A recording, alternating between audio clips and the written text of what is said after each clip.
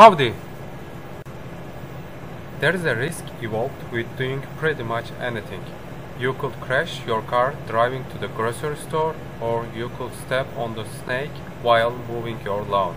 Whether subconscious or not, informally or formally, the following process is usually followed when approaching any risk. Acknowledge the risks by determining what they are. Avoid these risks. Control these risks. Transfer these risks through something like insurance. And finally, monitor these risks. These 5 steps represent the process for mitigating risks to enhance opportunities and reduce threats to certain objectives and goals. In nature, these objectives and goals are to eat, to mate, and to stay alive. This concept of mitigating risk will be explained in this video through common examples seen in everyday wildlife, from camels, chipmunks, leafcutter ants, hummingbirds, birds, bears, dandelions, to sea turtles. So first we're going to talk about camels. Camels are native to desert regions that have very hot and dry climates that many life forms would have trouble surviving in. Camels have evolved to deal with many of the extreme conditions and risks that threaten their lives every day. The first example is a camel's capacity to stock up on water. Since water is so scarce in deserts, they need to have a high tolerance to dehydration, as this is a high risk for them. To put their ability into perspective, a comparison will be drawn to humans. So for a 1,300-pound camel, it's estimated that they can drink about 25 gallons of water in 10 minutes, whereas a 200-pound human can only drink 1 gallon of water in about 10 minutes.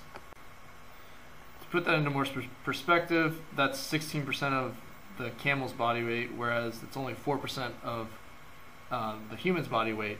So a camel drinking 16% of its body weight is like a 200-pound man drinking 4 gallons of water. Camels can drink so much more water than humans because they have evolved over time to be able to store extra water and survive in extremely dry climates.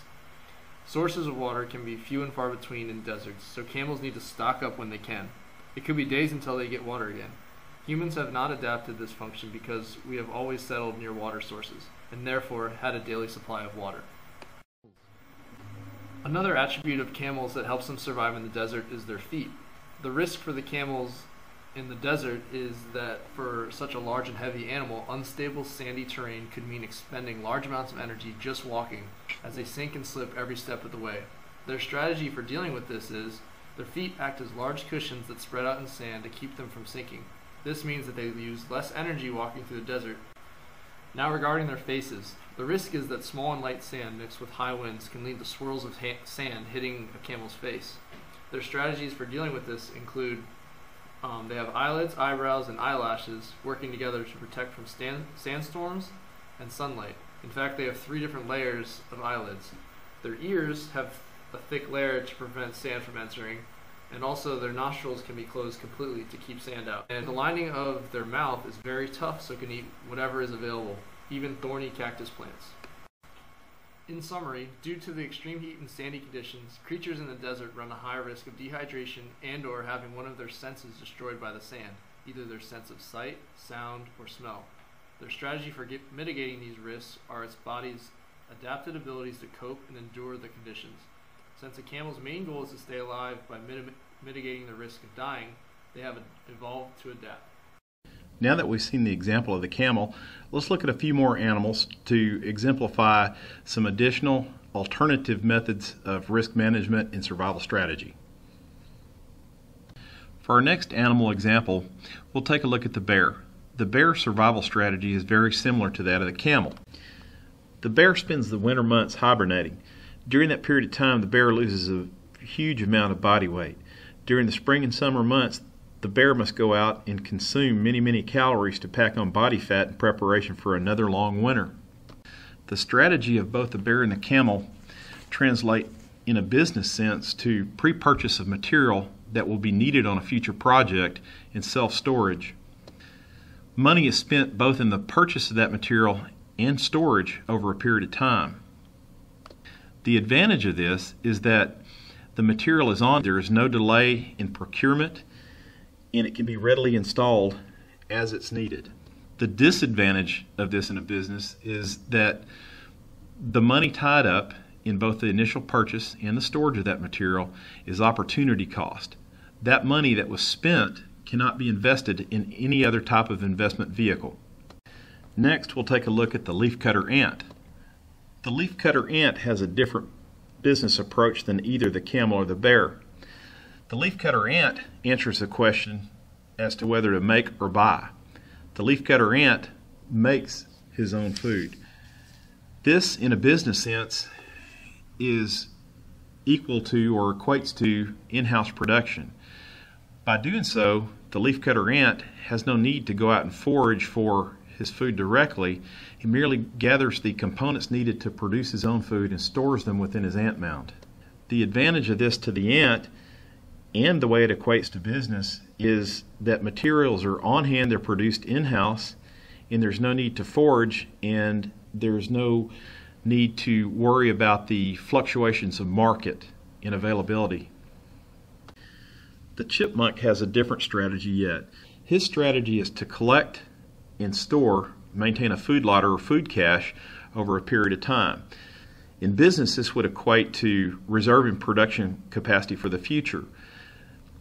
By doing this, the chipmunk doesn't incur the expense of buying, consuming, and self-storing. He's merely reserving production capacity for future use.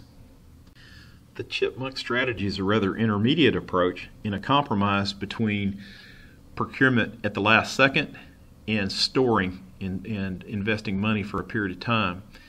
The advantage of this is that the production capacity is reserved and it can be used when it's needed. Next, we'll take a look at the hummingbird. His strategy equates to lean operations or just-in-time inventory control. The hummingbird neither stores fat reserves within its body or carries a cache of food externally. The hummingbird derives all its calories for life by feeding throughout the day. The advantage of the hummingbird strategy is obvious to business. The more money that can be invested in higher yield investment vehicles, the more it benefits the company. When feasible, the hummingbird strategy is the one most desirous in business practice. Future is full of opportunities and risks. In order to mitigate the risk that a certain plant extincts, the plant will produce more than one seed during the pollination process. That line is a kind of a common flower. They disperse a bunch of seeds at the same time. In the spring, the seeds are dispersed from a downline seed head by air currents and reach various locations. Next year, more downline will grow at different places. In the sea turtles example, because of the low survival rates, to avoid the risk, the females usually have 50 to 200 eggs. Some species have been reported to lay 250 eggs. Incubation takes about 2 months. The eggs in one nest hatch together over a very short period of time. When ready, hatchlings tear the shells apart with the snout and dig through the sand. Again, this usually takes place at night.